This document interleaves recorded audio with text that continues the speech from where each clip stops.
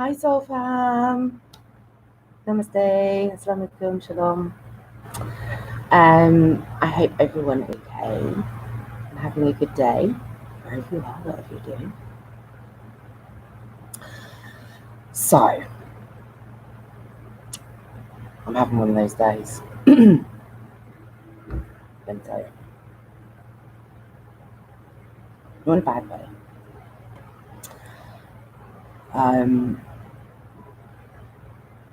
So I was saying the other day about having to let it go with my brothers. So my brother's over from Atlanta with his family. He came over today.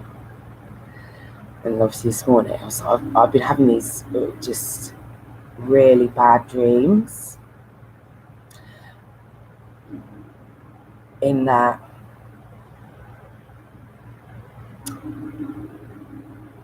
it's all I can hear is children screaming. It's pitch black. And all I can hear is children screaming. And I'm calling to them.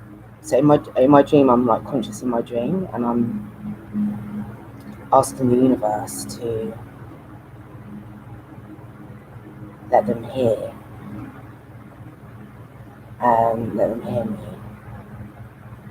Just saying that to not be afraid and that they're loved. And I can hear my children within those little children. And that they're not forgotten. It's the same dream every night. Anyway, so I pray to the universe that we will rescue them, and that they're loved and not forgotten. And anyway, so I woke up this morning. I was like, I'm not really obviously sleeping very well because of that. And I knew when my brother was coming, and I was like, started stressing out and getting anxious about it. And then I just like literally had a breakdown. I just say to my mum, just like, just all the same thing. Just I was like, they've never been there for me. It feels like I'm an only child. As I was saying, I just felt this weight lift. Like, what are you going on about? As well, I just thought, hold on. I don't know. It just sort of dawned on me, like,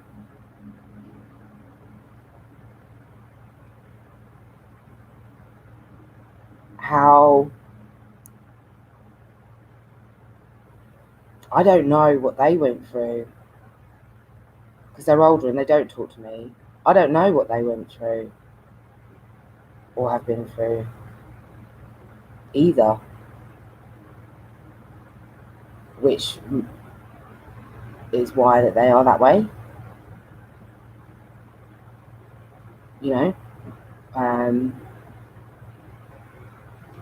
And it's just suddenly dawned on me, like, oh my god, what could have happened to them to make them that way?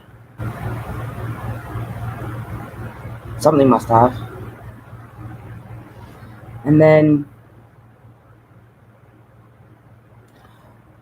I just, I've mentioned this before, but I put my dad on a pedestal, and because I was, he always used to call me his little princess, and really, I don't actually remember a lot from the early years. I'm going to be honest with you, it's like I have a blackout for some years there. Now I'm thinking, why can't I remember?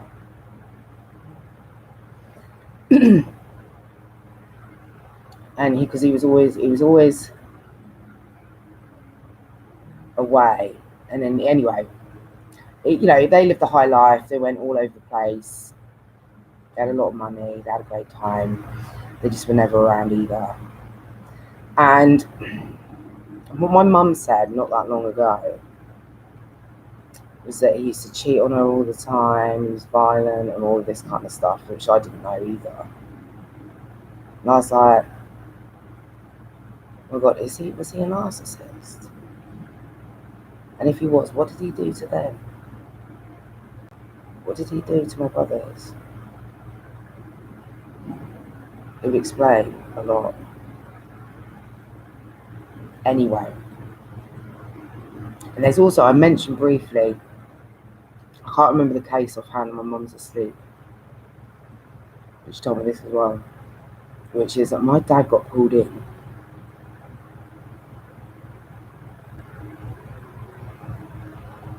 There was, I'm going to tell you, I can't believe I'm going to tell you. I don't know anything about this other than what my mum's told me. Obviously, she was there, I was only maybe. But there was a serial killer. There was a serial killer around. My dad got pulled in questioning over it. Now, that's as much information as I know, and I haven't dared look into it. Obviously, he didn't get arrested for it, someone else did. But it makes you wonder, doesn't it? Because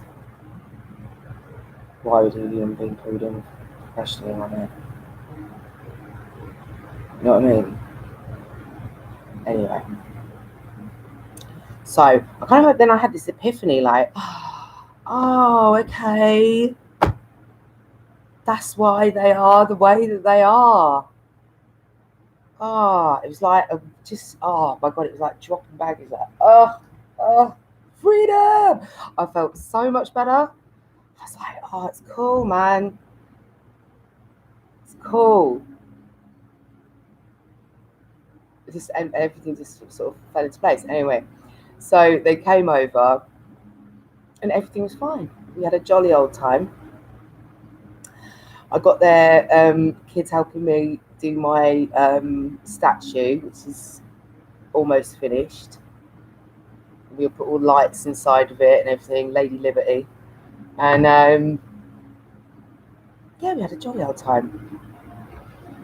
And yeah, I feel like I've closed that door there on that has obviously just haunted me since I can remember. So I feel good about that. Anyway, this is where it gets weird.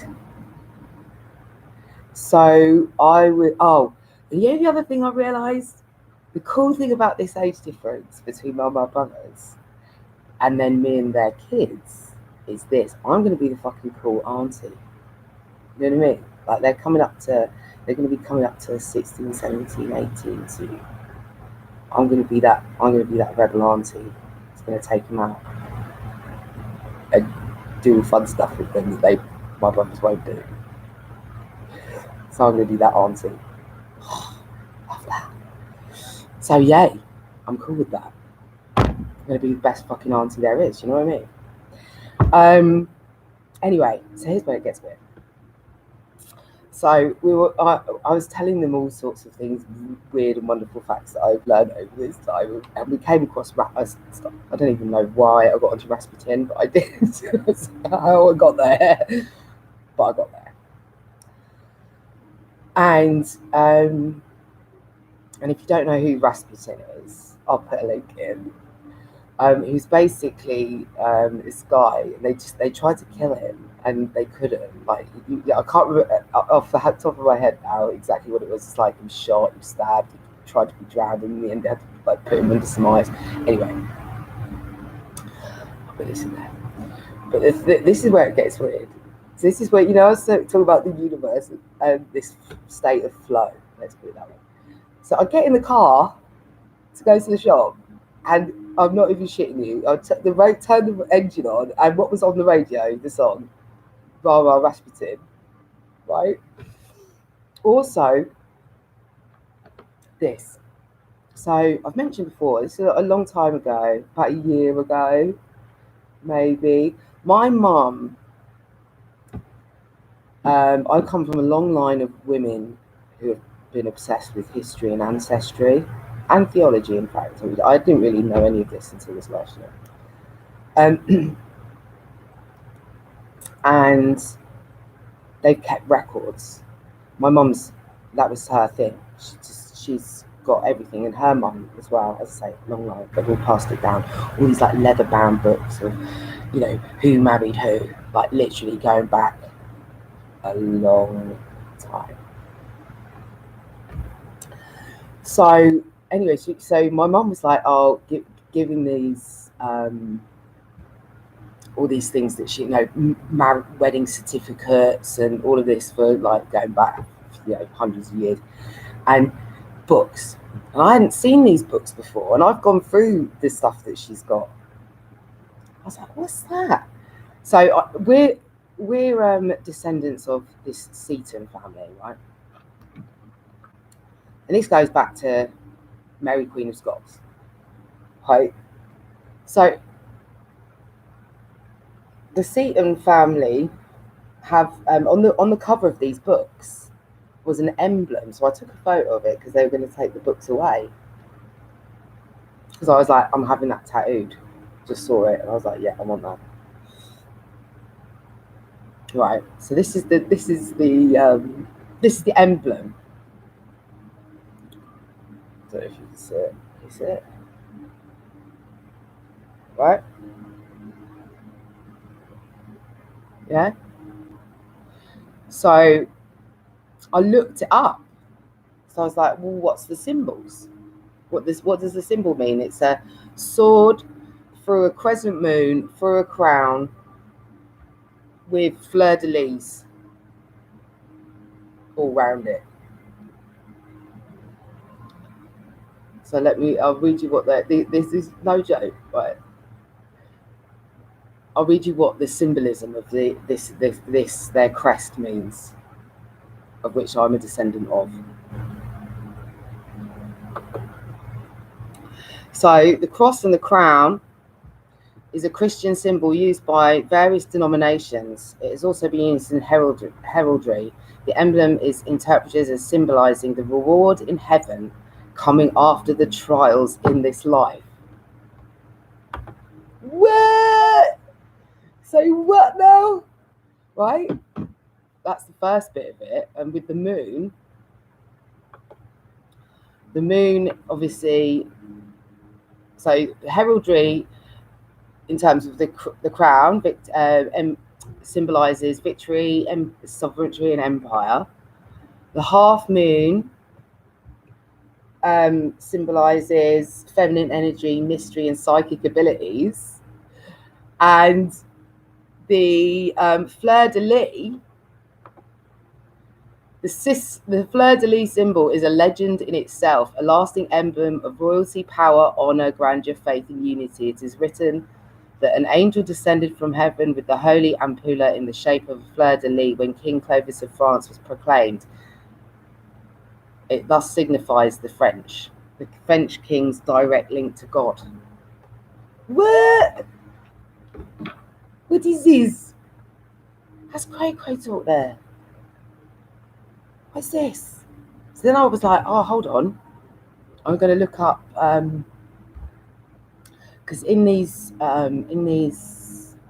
books that my mum's got, we're also descendants. Yeah, I mean, obviously, just as close as you can get from 800 years ago, when everyone was fucking everyone. Let's be honest. See what I mean? Let's be real. So, but there is a link there, and it can be traced back to John of Gaunt. Now, I'm going to tell you a funny story. This is how weird this shit is getting. Last year, because I decided I was just going to follow the signs, follow the symbols, listen to my inner voice, listen to that intuition, go with it, and see where it took me. So about 8 months ago, one day, and it was not long after I'd discovered that it was about John of Gaunt, but I hadn't really looked into John of Gaunt specifically. And I'll tell you who he is in a minute. But around then, my mum had showed me some books and had told me that we were, go, descendants of. And then later that day, throughout the day, it didn't matter where I was going, I was hearing the Savoy. So it was on the TV, it was on the radio, and something in me said, go to the Savoy. So I did. Bear in mind, the Savoy is 300 miles away. But something in me said to go. Anyway. So off I went on my chat. Obviously, I got proper dressed up. I was on my top, but I went with it. So I went up to the Savoy. This might have been during lockdown. I might have been breaching rules. Sorry. So I went in. It was open. But there was hardly anyone in it. There's hardly anyone on the roads. Anyway, I kind of walked in. I was like, I didn't know what I was looking for. I kind of felt like maybe I'll see a sign. Anyway, they were like, "Oh no, we're closed," because they had a bar in there. I thought I'll go for it. I'll go in there, at least have a drink. But they were shutting the bar, and so I was like, "Oh, okay, no worries." So I walked out, and no fucking word of a sign. I literally saw a sign. When I say a sign. So where the Savoy Hotel is, it's like I can't. What's that main road there? It's on. But the Savoy is like this little. So there's a huge building here, and then there's this like little alley sort of thing. The Savoy's at the back of it. I think MI5 might even be behind that. Anyway, so I come out, and on walking back to the car, and on the right hand side is the Savoy Palace, right? And on every wall are signs, like literal signs, and they're all about John of Gaunt. And the Savoy Palace is where he used to live. No shit. I was like, it's a bit odd, isn't it? Anyway, so after seeing that today, I thought, I'll look at John of Gaunt, and I'll read you a little bit of what it says.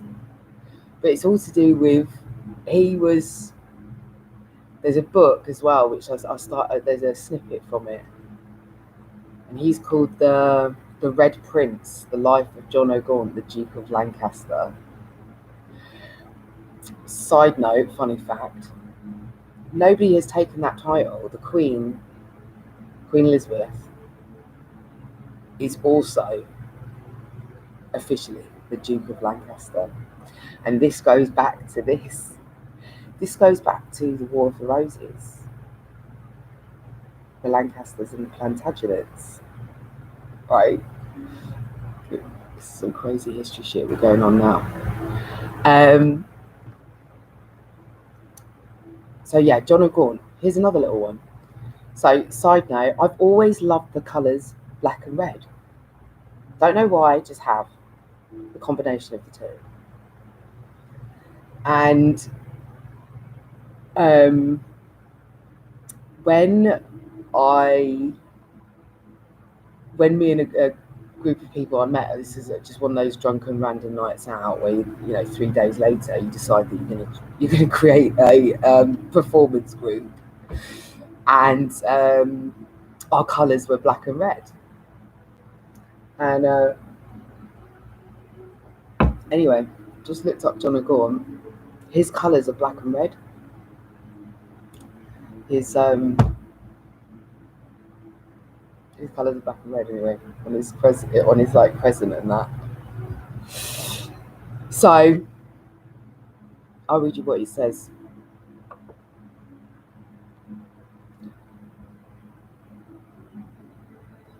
Oh, hold on, it's just loading.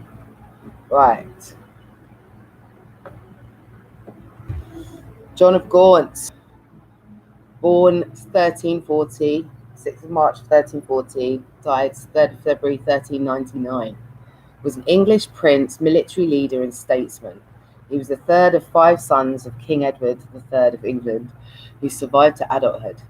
Due to his royal origin, advantageous marriages, and some generous land grants, Gaunt was one of the richest men of his era and was an influential figure during the reigns of both his brother Edward and his nephew Richard II. As Duke of Lancaster, he was the founder of the Royal House of Lancaster, whose members would ascend to the throne after his death. His birthplace, Ghent, corrupted into English as Gaunt, was the origin of his name.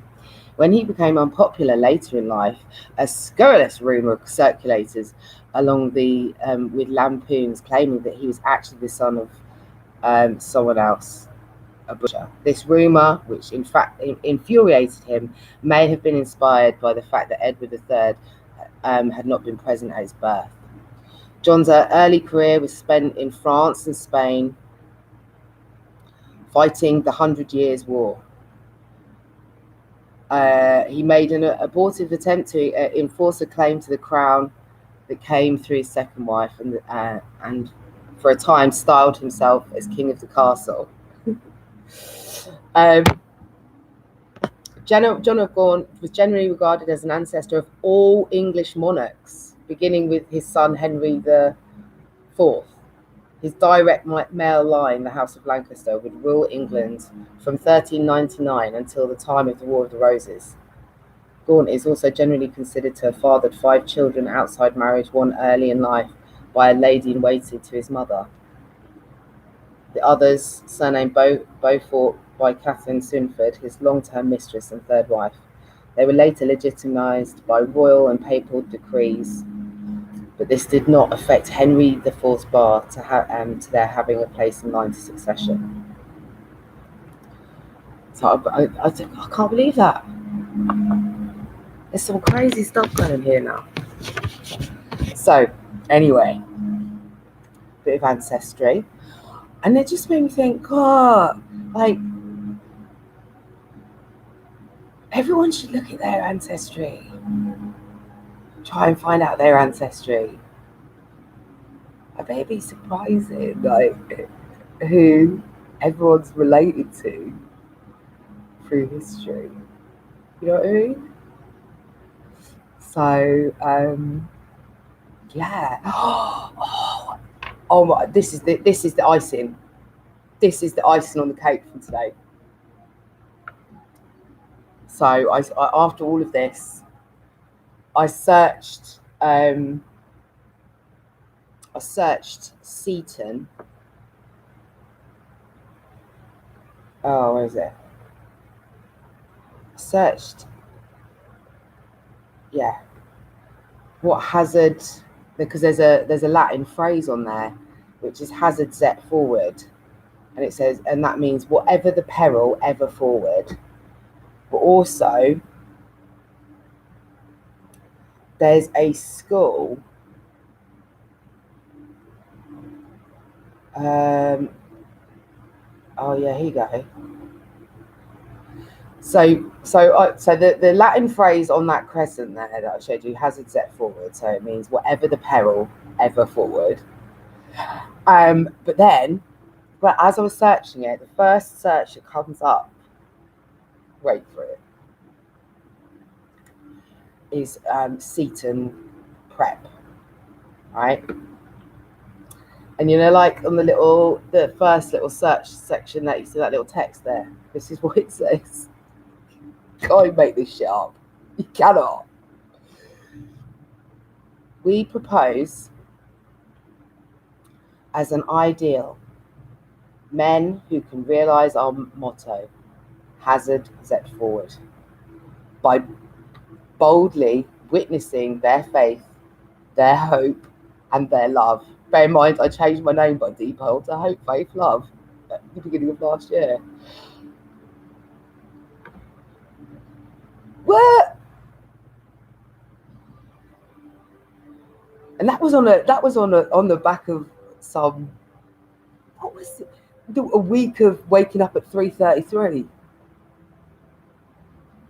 and then just a gut instinct that I needed to change my name to that because that's what I wanted to become. And then this Seton ancestral crest from how many years is it? 900 years ago. Has this thing on it, and it has my name on it. What?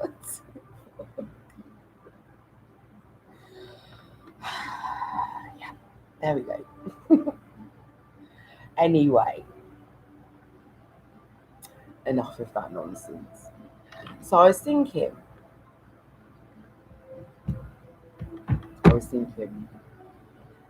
been listening to a lot of motivational. I listen to every day motivational, videos. And there's these ones I like listening to ones where, well, I like listening to them all, to be honest, but I like listening to ones, coaches, like team sport coaches. You get really pumped up about it. And there's a video, which is exactly that. It's a guy doing like this pre-game motivational speech to the team. I am the champion. That's what it's called. And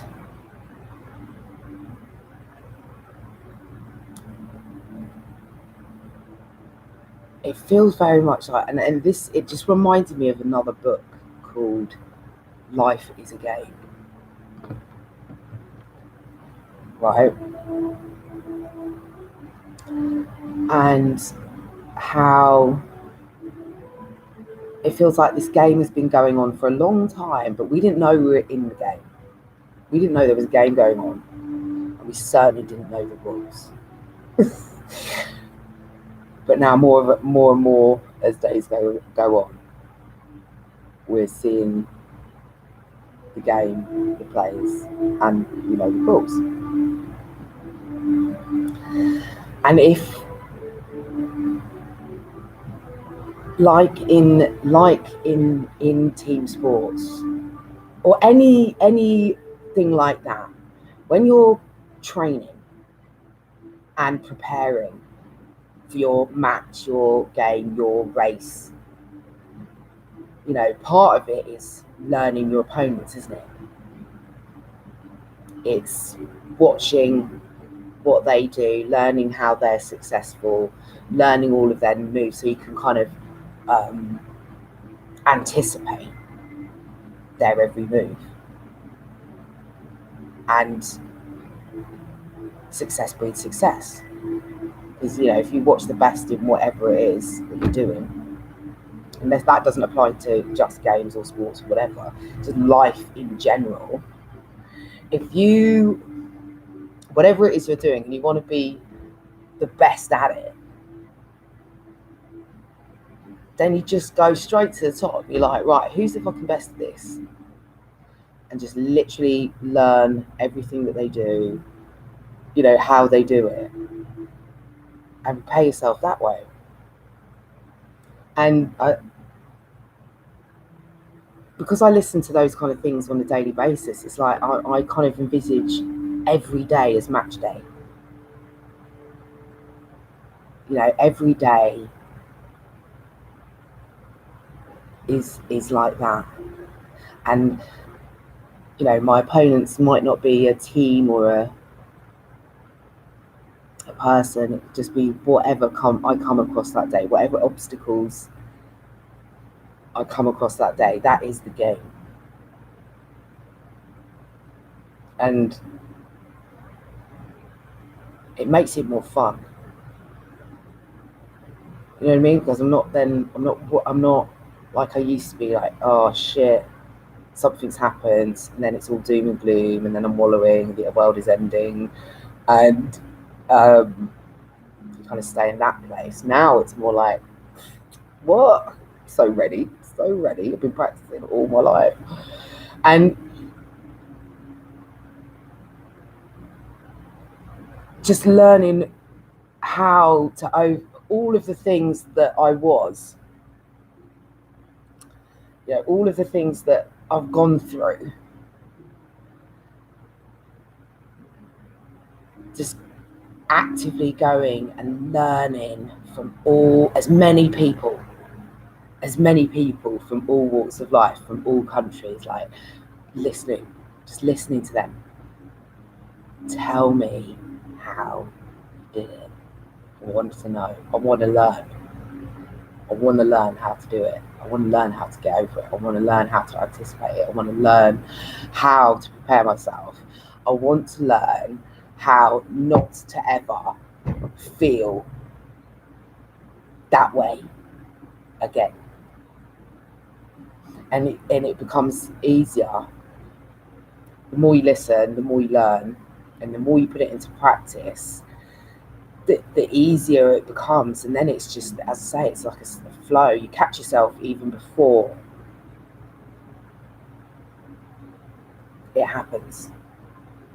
So you know, like you can, and you start, then you're sort of anticipating the situation coming up, so you know yourself well enough to make the adjustments, within yourself for whatever's coming before it even comes.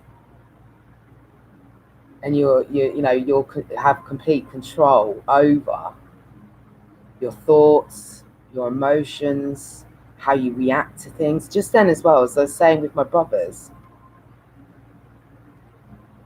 how selfish of me to spend 39 years of my life going, well, what about me though? Essentially, like, why didn't you come rescue me? Why didn't you do this? Why haven't you had a relationship with me? And not once did I think, until just recently, what happened to them to make them that way?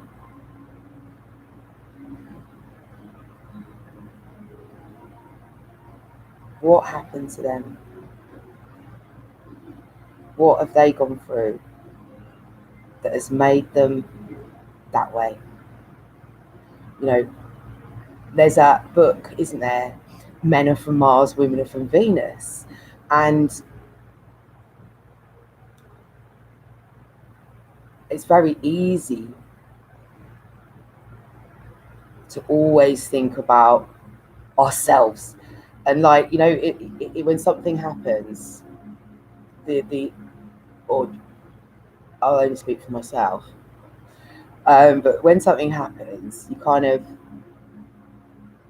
and if it's an argument or a crossword or something is misunderstood, the emotional reaction is like instant, and then it's upset, and then you're just kind of thinking about your own self, your own emotions, and not necessarily always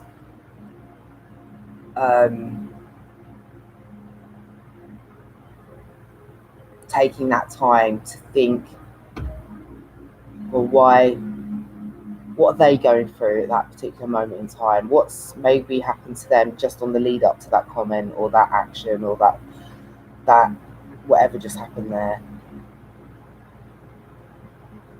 Because men and women do just express themselves differently, don't they? And particularly when you come from generations of people where talking about your emotions was just not the done thing. So everyone everywhere has kind of bottled it in. Unless you've got the money to pay for somebody to talk to. People that haven't got that have just bottled it in and not spoken about these things. Or even if they've got the money, maybe not gone because they're too proud or too embarrassed or too ashamed to let these things out, and then that just eats away at you, and then that has an effect on how you act and how you speak and how you treat people.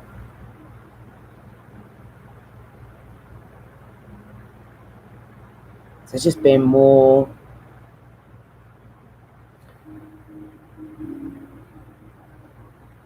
I just think that's in my head now. That's there. That is taken root. That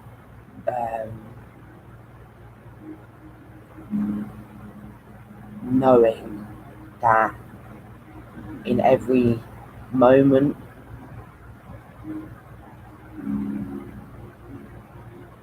to not take offence to anything. Basically. To not worry about it. Because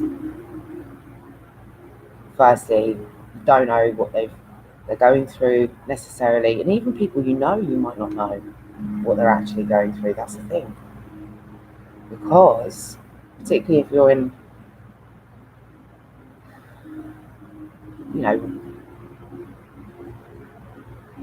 just all kinds of situations, people, traditionally have just not spoken about it. They feel that they can't, and that's what we need to change. So yeah, so I'm going into it like every day is a Monday in terms of motivation, but also in Friday vibes. So it's both Monday. Every day is both a Monday and a Friday, and every day's match day. And yeah, I'm just like jumping up out of bed. I can't remember a time.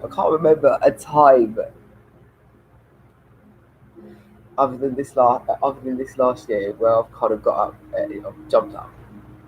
But yes, bring on the day.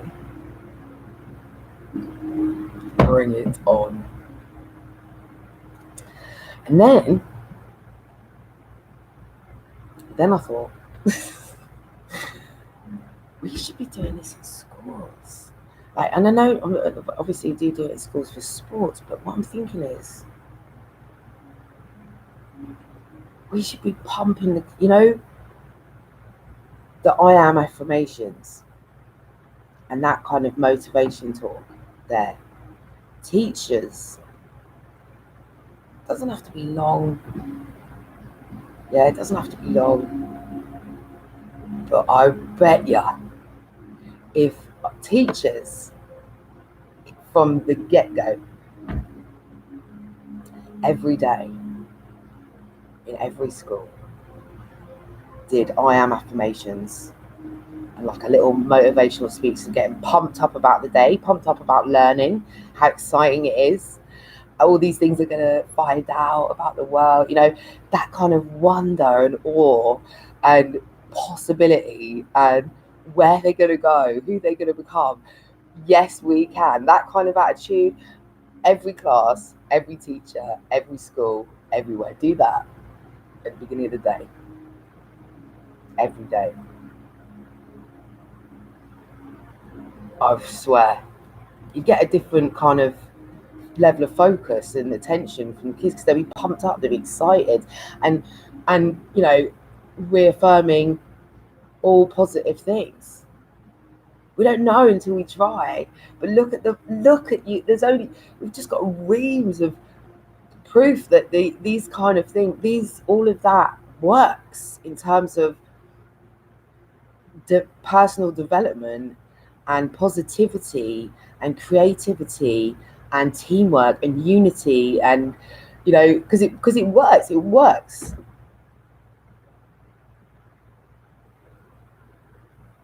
So if we move it to it, so it's not just a sport thing, but as in a daily thing at the beginning of the day for teachers to do with kids from as soon as they can speak. As soon as they can speak. Because then you're reaffirming all the positive things. I can, I will, yes, I am worthy, I am enough, I can do, there's so many.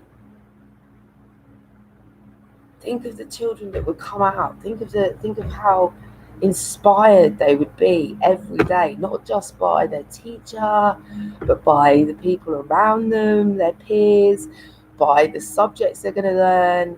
Just going to get a totally different level of focus and mindset from the get-go. So that was one thought. And then I'm going to go somewhere, and this is a bit dark, but I'm going to go there anyway. Because it needs to be spoken about. So,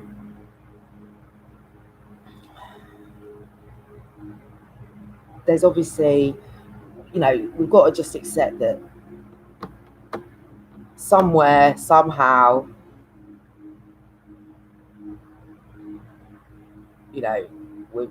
we've messed up in terms of,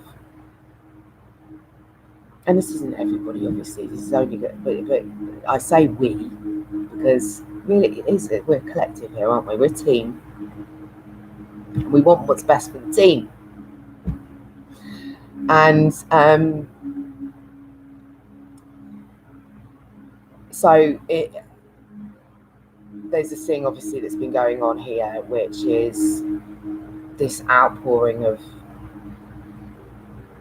young girls, from 11 sort of upwards, about sexual harassment and stuff at schools with porn, and boys watching porn from as early as that. Now,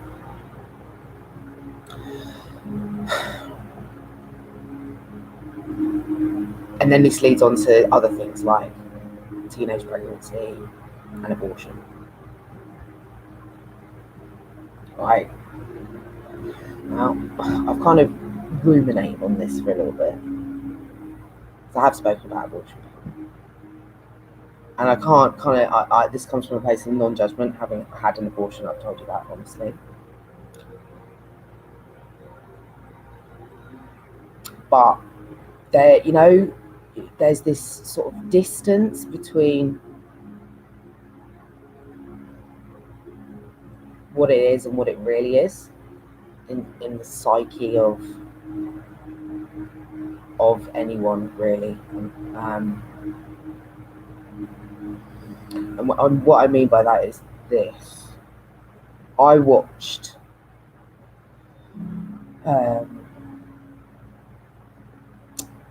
there was a couple of cases where abortion doctors were in Senate hearings, I think, maybe, on this, and they were talking about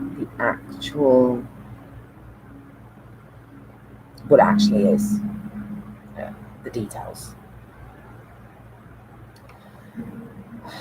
And I don't think going about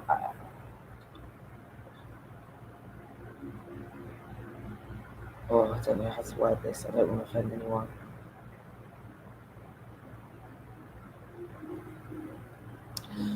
People should know what it is, and if we're in a place now where 11-year-olds are watching porn and that's affecting them, and there's all these knock-on effects in society and schools. They think they're big and they're clever and that they can do that, and it doesn't mean anything, there's no consequences, and then they're trying to use abortion as a sort of almost like a method of contraception. It's just all wrong. And maybe it's time that they get told the truth. And so there's sort of 3 different areas here. One is in terms of pregnancy. Scare them, like show them birthing videos, show them actual real life birthing videos, yeah. And when you talk about sex ed, it's not about, so you can do, I'm thinking like not actually talk about the the mechanics of sex, but this is the consequences of sex. And you do it from whatever age sex education starts. They scare the shit out of them. Like, this is a baby being born from a woman, and make sure it's a really horrendous video. I mean, I'm being honest, because if they think they're all big and clever at the age of 11 to go out and do these things and not have no consequences, and they're not thinking of it like that, are they? Maybe they need to know. Don't need to talk about the ins and the outs. This is a consequence. This is what having a baby is, really. Scare them. And then same thing with an STDs. Listen, you don't need to talk about the actual act of sex. You to go, look, this is what's going to happen to you. This could happen to you. And show them photos of it. Show real life photos of all the STDs that can happen. And then abortion, I don't think coming at it from, I'm going to be honest, the holier than thou position is a good one, because it just gets people's backs up from the get-go. So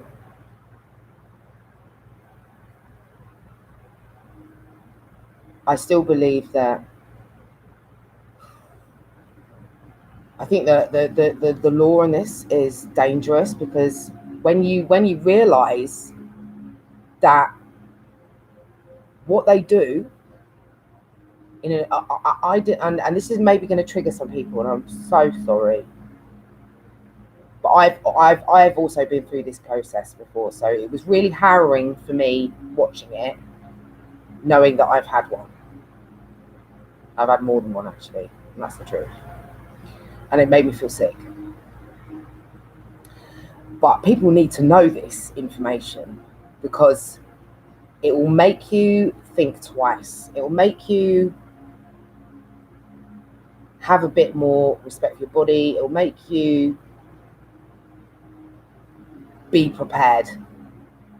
It will make people take precautions, because the reality of abortion after a certain gestation, and the fact that you can have one up to 25 weeks is so harrowing when you hear what I'm going to say, which is they literally dismember the baby, dismember it. I mean, the guy, what I watched, they had photos and described this in detail. And I'm so sorry. I know it's going to trigger people. Oh, I'm so sorry. And I know that there are certain circumstances and associated with rape and things like that. But we have to accept that there are a lot of people, a lot of young people that are having sex, not thinking about the consequences of it, not being prepared, not using precautions, and then just going to have abortions. And not really thinking about what it is. And this is the truth of what it is. Once it is over a certain period of time, after a certain period of gestation, and it has arms and legs and a head, they go in there, and for a certain period, they use a suction to dismember it, to dismember that baby. And they'll suck it out piece by piece. Leg, torso, arm, head. And that's for a while it's small enough to use the suction. When it is over that, then what they have to do is use forceps and literally pull the baby's limbs off.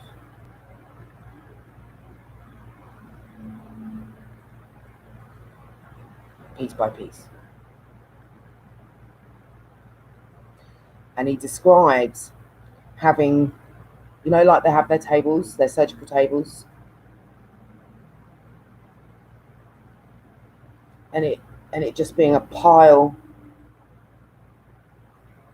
of body parts, baby bits. That is what it is.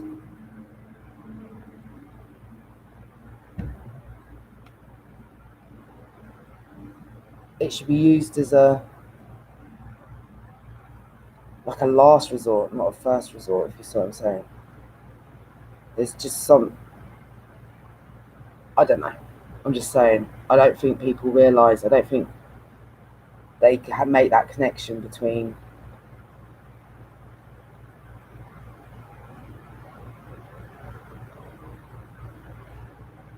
saying they're having an abortion and then understanding the actual mechanics of what an abortion is.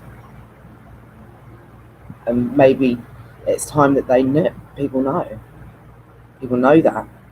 Because if they know that, I'm pretty sure there'll be a lot more people taking precautions to make sure that they didn't get into a situation where they were, pregnant by somebody that they didn't want to have a baby with. And I truly hope that people haven't got upset by that or offended by that or triggered by that.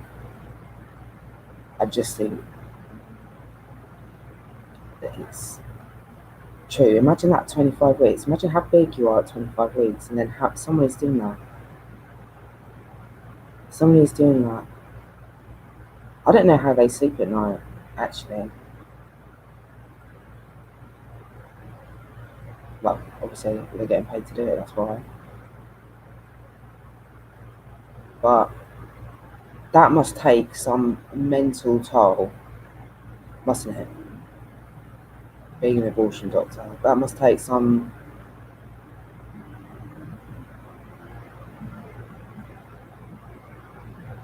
toll. And these are just things that need to be, and it's not, I'm not saying I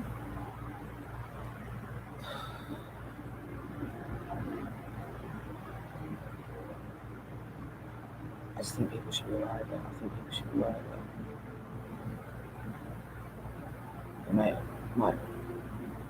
This might make people be a bit more careful.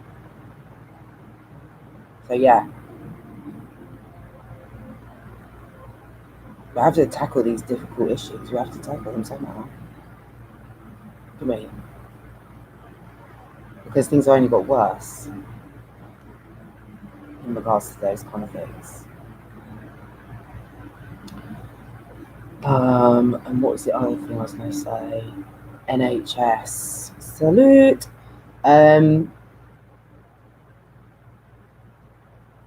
So I looked up. So my mum made a comment the other day about the NHS, because obviously now there's this that people are worrying about this bloody. They're making a delay again.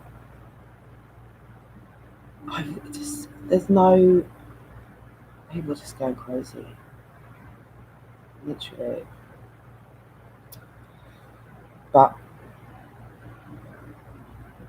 saying, oh, but we're worried about the impacts. Like, there's hardly any cases. Those cases are all duplicates. It's going to be a hugely inflated number from all of the duplicates, from all of the homes and the 3 tests a week and whatever it is, stupid nonsense. And there's 3 deaths. They're shutting down the country for 4 weeks for 3 deaths.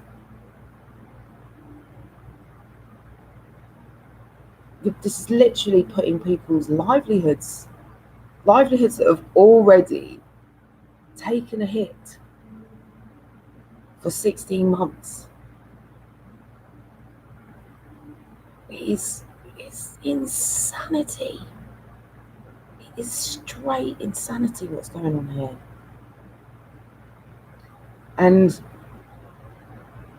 And going back to the NHS, there was a woman who's got cancer, and she was saying about how she thinks it should be delayed because she's worried about the impact on the NHS and access to treatment. And I get that.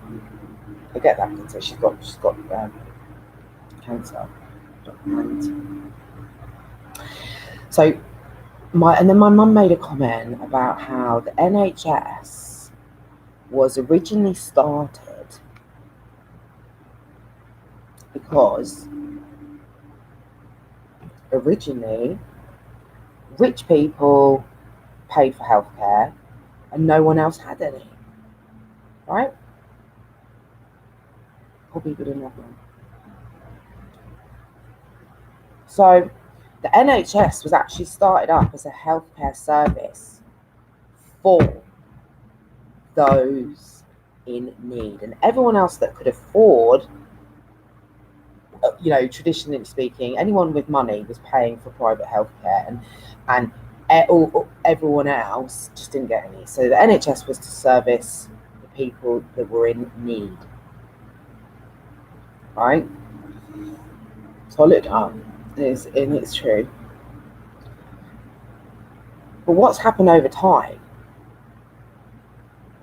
is that everybody uses the NHS, regardless of whether they can afford private healthcare or not.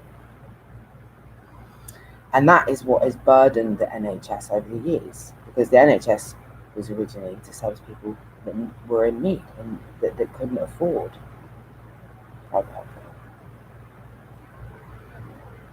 And so more and more people are using NHS, and less people have been paid that could afford it don't. So if we truly care, if we truly care about saving the NHS and about what's going on, the first thing that we should do is take care of ourselves, is look after ourselves.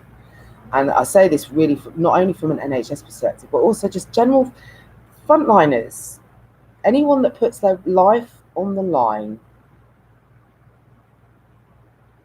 on a daily basis as part of that is their job.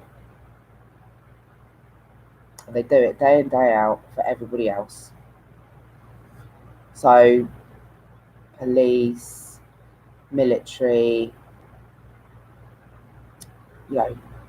healthcare, emergency services, fire services, people that are in contact with people every day that have it. Particularly, I mean, there's obviously more that would be classified in this sort of area from this last year, and they've done it day in, day out without complaining. They've just done it.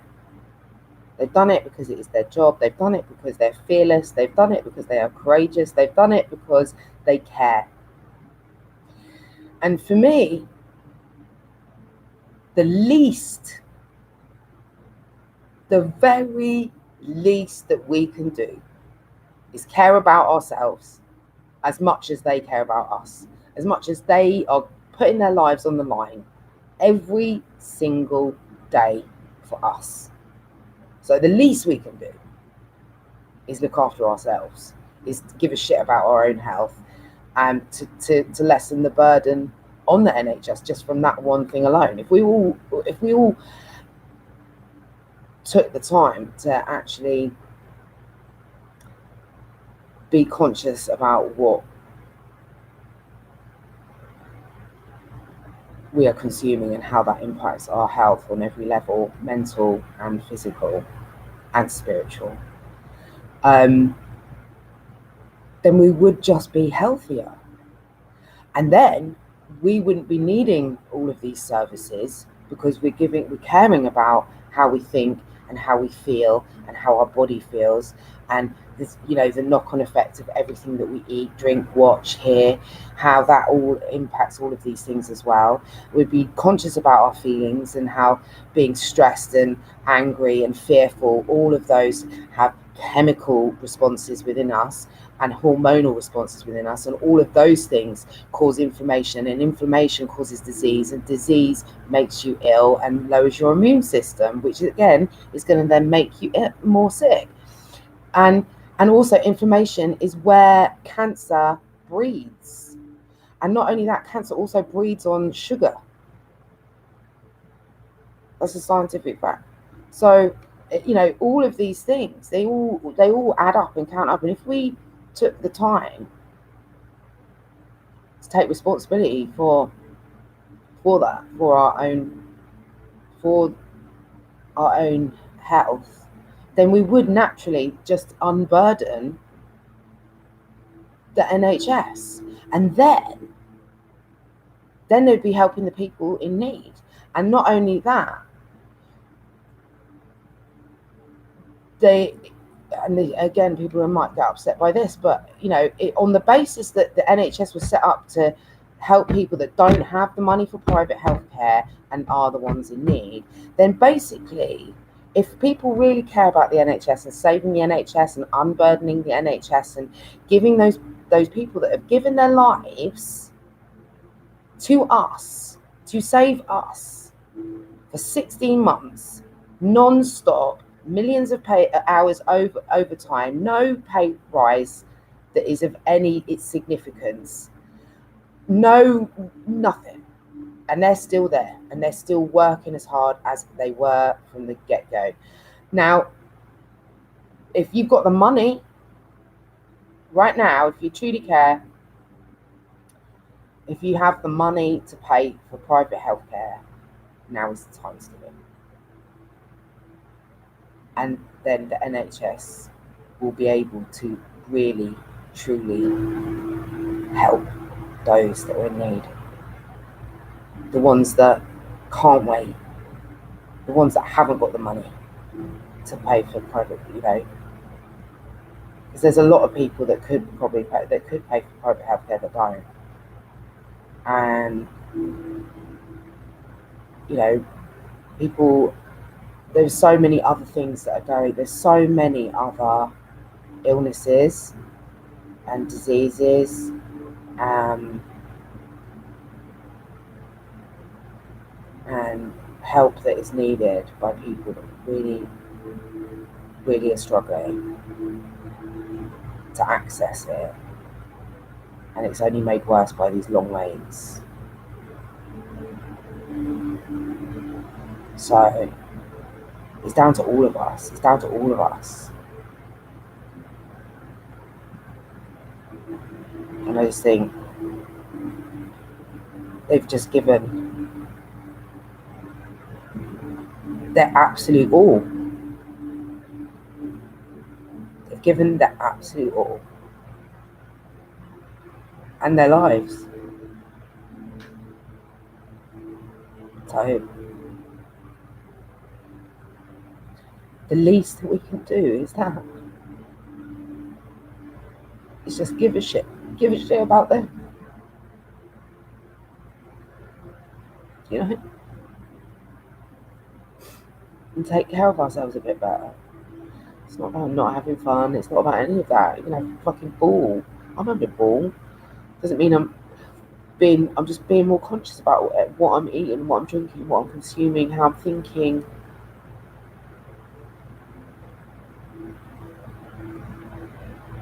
They matter too. All of the people that have still got up and worked in shops, worked in any kind of position where it's with people when it was at its worst. They're tired. They've worked so hard for so long, and they ain't going to get no break because there's all this backlog. So we need to help. We need to help in every way that we can. We need to care about them as much as they've cared about us, and that they've done for us. So that is all for today. I have gone on for long. I'm so sorry. I did have wait a minute. I won't go through this. I'll talk about it tomorrow. But there's a couple of people that I found that I just find really inspirational, and I'm going to put them in the links.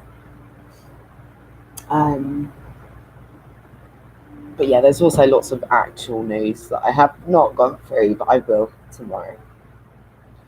So, love you, and I will speak to you tomorrow.